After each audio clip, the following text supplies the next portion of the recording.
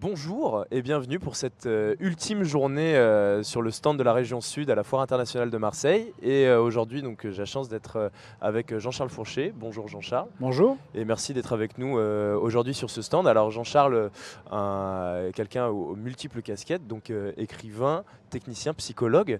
Alors aujourd'hui, moi j'aimerais que vous nous parliez un petit peu de votre parcours, votre formation et ce que vous faites en ce moment, vos projets actuels.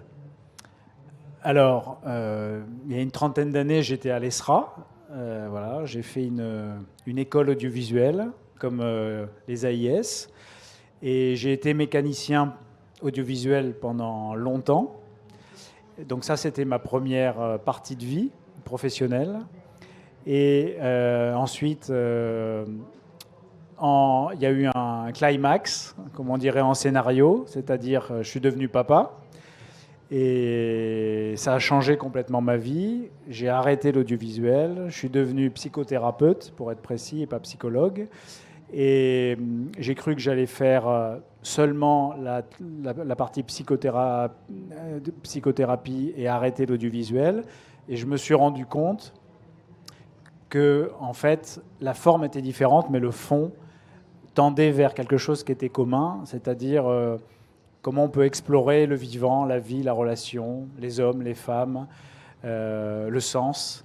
Et donc, ensuite, j'ai réuni les deux casquettes en faisant, d'un côté, la psychothérapie, avec des clients qui veulent faire que un cheminement intérieur, de l'autre, la vidéo pour ceux qui veulent découvrir les outils audiovisuels, et un troisième espace pour ceux qui veulent utiliser l'outil audiovisuel, cinématographique, pour faire un cheminement intérieur et explorer à l'aide d'une caméra et d'un prétexte, à savoir un projet collectif, ensemble, d'aller explorer le monde du vivant, de la relation humaine, de la relation homme-femme, de la vie, et d'aller ensemble faire un enfant symbolique, un film, et d'évoluer, et de changer, et d'explorer, et de se poser plein de questions, et pas forcément d'avoir des réponses. Mais Tavernier dit que quand il fait un film, il ne sait pas pourquoi il fait le film, mais qu'à la fin du film, quand le film est là, présent sur l'écran, il comprend ce qu'il cherche. Et on pourrait dire que c'est ça, c'est-à-dire, je ne sais pas pourquoi je fais ça, mais ça m'intéresse d'utiliser des outils audiovisuels, et d'aller explorer, de comprendre ce que je cherche, pas forcément d'avoir des réponses, et de le faire avec des étudiants ou des clients. Voilà. D'accord, donc vous avez vraiment une approche, on va dire, psychologique plutôt du tournage, du cheminement pour la création. Et l'approche qu'on a, en fait, finalement, c'est presque une approche sur le travail en lui-même. En fait, c'est la manière dont on aborde son travail et dont on s'aborde soi-même quand on... C'est ça. La problématique qu'on pourrait avoir en audiovisuel, c'est qu'on pourrait limiter le fait de faire un film à un fait technologique ou à un fait mécanique. C'est-à-dire qu'on va avoir des postes de preneurs de son, de caméraman, d'intervieweurs, de chef-op, de réalisateurs. Et on va rester dans une fonction mécanique. Et on pourrait aussi passer de l'autre côté du miroir, comme Alice, et se rendre compte qu'en fait, on est tous en train, non pas de faire des actions individuelles, mais on est en train, avec des difficultés, ou parfois même de grandes fluidités, on est en train de faire quelque chose en collectif, comme un couple, comme une famille. Pendant un instant donné, on va être ensemble au service de quelque chose de plus grand, qui est le film. Et la question, elle est, est-ce qu'on fait ça de manière individualiste ? Est-ce que chacun, on va faire ce film pour notre profit personnel ? Ou est-ce qu'à un moment, si on lâche l'intérêt personnel, on se rend compte qu'il y a quelque chose de plus vaste que ce petit désir intérieur de gagner plus d'argent ou de penser qu'on fait quelque chose d'important dans la vie parce qu'on fait de l'audiovisuel, de la télé ou du cinéma, mais qu'en fait, on est en train, ensemble, de tisser quelque chose qui nous dépasse et qu'on pourrait, par exemple, approcher à la fête de fin de tournage. C'est-à-dire qu'une fois qu'il y a de la détente, que la tension est évacuée, il se passe quelque chose entre nous. Et souvent, il y a un syndrome un peu dépressif après un tournage. C'est-à-dire qu'en fait, les autres nous manquent, l'énergie manque, la tension positive manque. Et en fait, on meurt à quelque chose pour faire de l'espace et repartir sur de nouvelles aventures.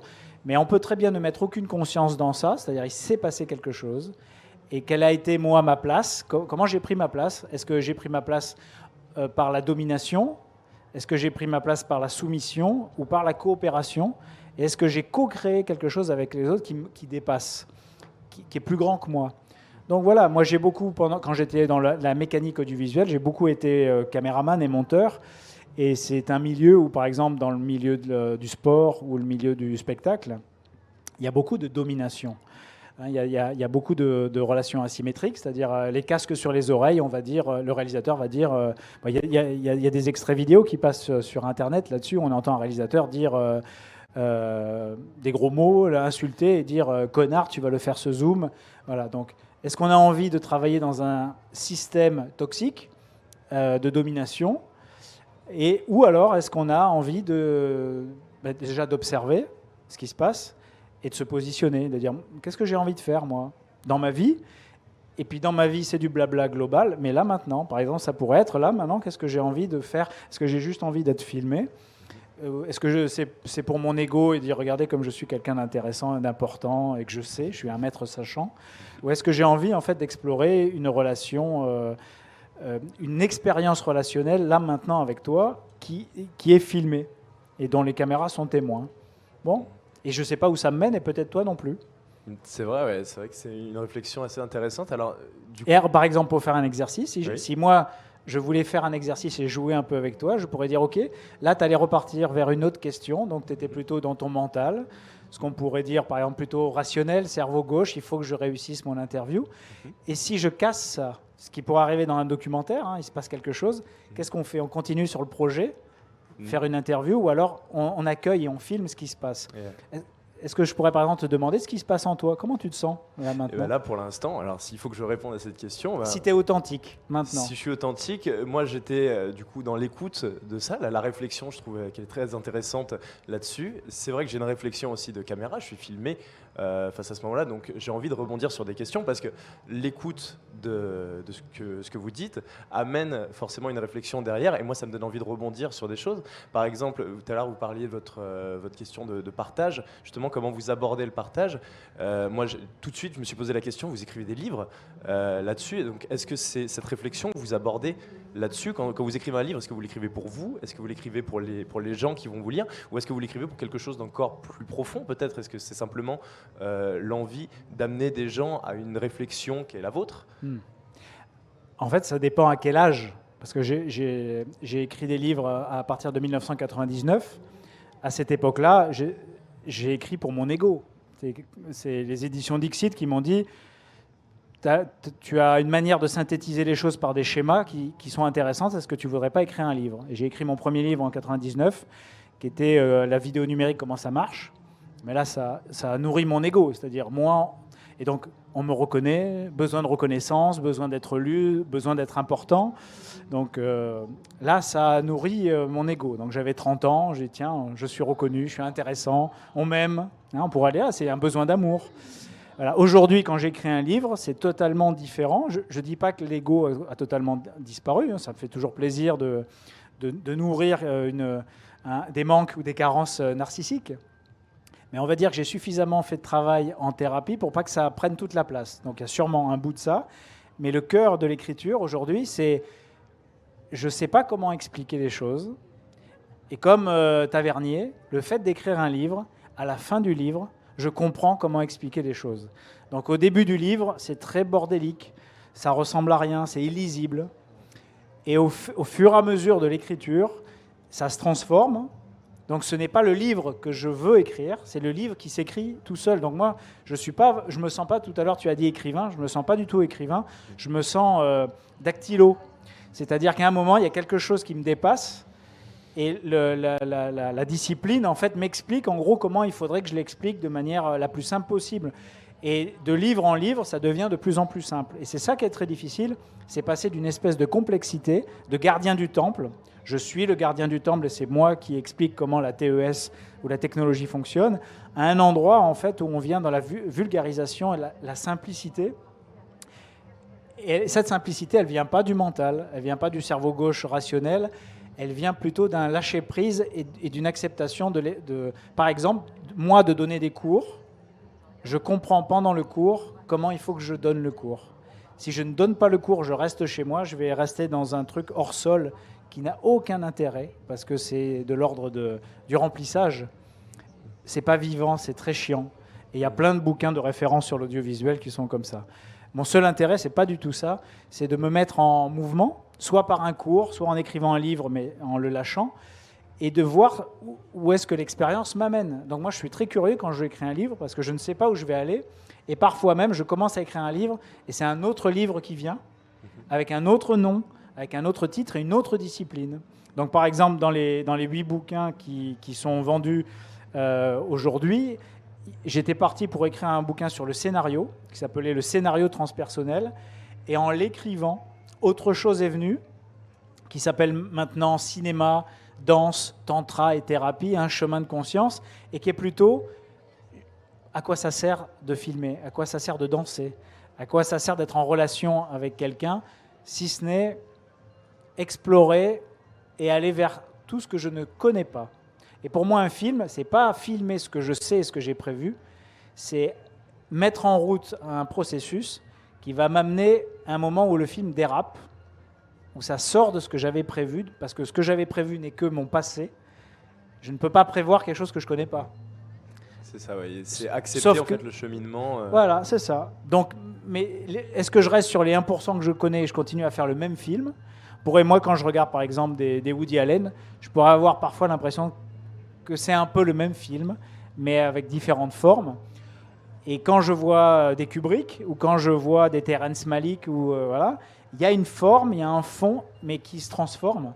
Et c'est ça que je cherche, c'est-à-dire comment je peux aller à l'exploration des 99% d'espaces que je ne connais pas encore et que je ne peux trouver que si je lâche mon projet, mon anticipation et ma volonté de maîtriser les choses. Bon. C'est une exploration. D'accord, c'est accepter le voyage finalement quand on part d'une idée et peut-être qu'il va nous amener à une autre idée qui n'a rien à voir. C'est ça. Mais c'est le lâcher prise comme vous dites. C'est ça. Mais le lâcher prise, le problème c'est qu'aujourd'hui on est dans des temps où il faut lâcher prise. Et en fait on pourrait imaginer qu'il ne faut rien du tout, il faut juste se mettre en mouvement. Et moi dans mes livres je prends beaucoup l'analogie avec Christophe Colomb. Christophe Colomb c'est quelqu'un qui cherchait les Indes, qui est parti en mouvement, qui a mis toute son énergie pour chercher les Indes. Il avait tellement d'énergie et tellement d'anticipation pour trouver les Indes que pour lui, quand il a trouvé les Amériques, il avait trouvé les Indes. Et il est resté jusqu'à la fin de sa vie vice-roi des Indes.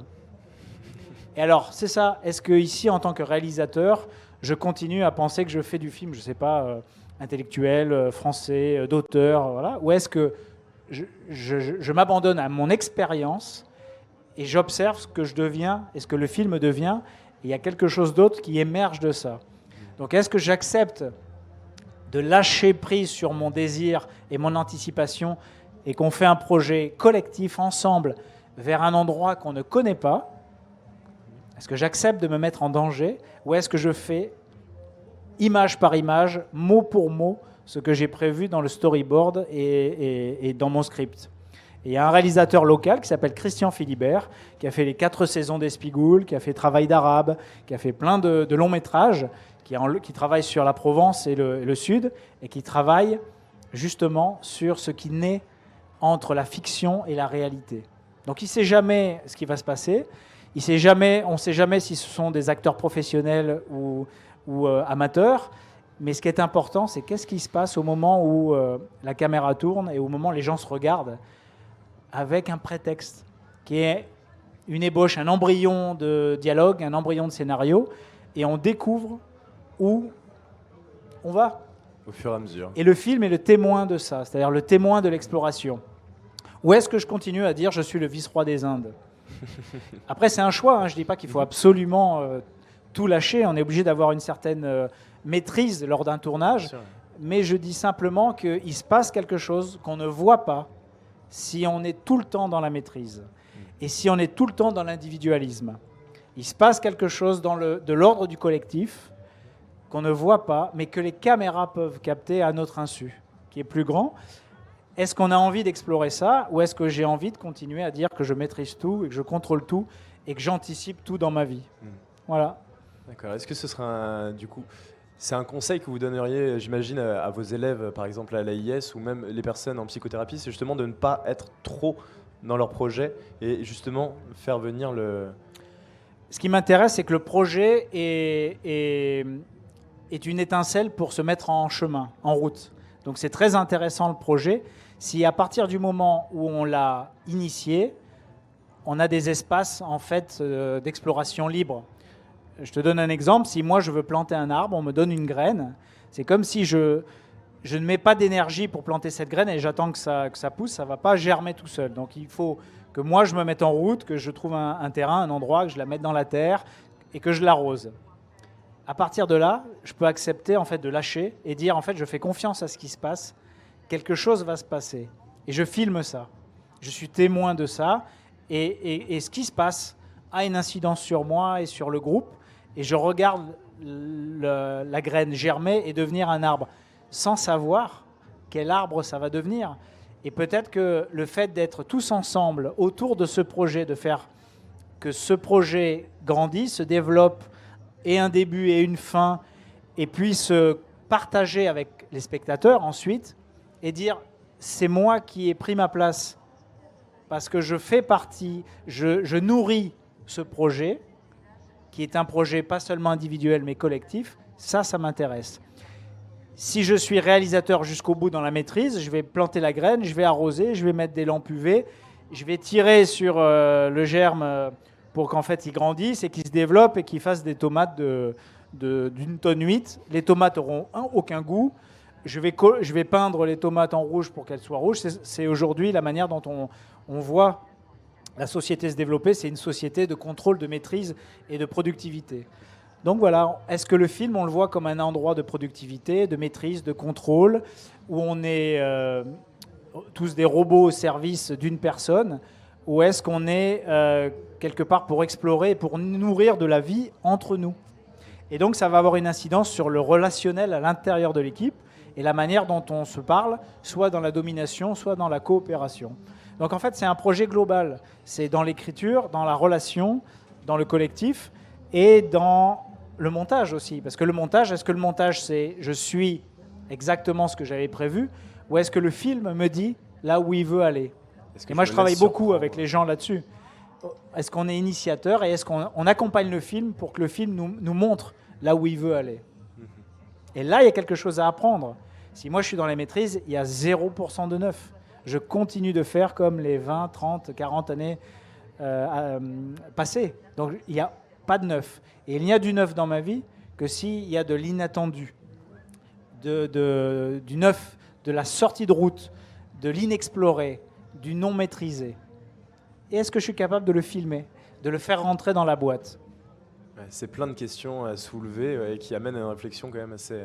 Attends, j'ai beaucoup aimé la métaphore du plant de tomate. Je trouve que ça illustre très bien la manière d'aborder un projet, la manière de vivre même finalement. C'est une réflexion sur la vie aussi là-dessus. C'est global. Et alors, du coup, pour conclure, parce que je pense que ça doit durer un petit moment, je voudrais simplement, du coup, en termes de projet, donc vous, si on peut, là, vos projets à venir, par exemple, comment est-ce que vous les abordez? Est-ce que vous avez déjà donc, une réflexion là-dessus ou alors est-ce que vous attendez justement de vous laisser surprendre par d'autres choses qui pourraient arriver, d'on ne sait où? Alors, il y a une part de moi qui veut de la sécurité et qui donc anticipe donc, des projets de cours dans des systèmes éducatifs où il y a de l'anticipation, où il y a des programmes. Donc ça, on va dire, pour l'instant, c'est encore de l'ordre de la maîtrise, de la survie. Mais ça ne me nourrit pas profondément. C'est-à-dire que ça me permet de payer mes impôts, mes crédits, nourrir mes enfants. Et pour tout le reste, c'est justement en fait de l'inattendu. C'est-à-dire qu'au gré des rencontres, il y a des gens que je rencontre et avec lesquels je fais, par exemple, là, les derniers projets dans lesquels je me lance, il y a l'Éden qui est derrière. Je fais partie de l'association Le Berceau du cinéma, premier film et film d'école derrière. Donc ça, c'est nouveau. C'est des gens que j'ai rencontrés au hasard en allant regarder un film avec mon fils dans une projection. Je les ai rencontrés. Il s'est passé quelque chose et maintenant, je passe beaucoup de temps avec eux. Donc c'est un exemple de surprise.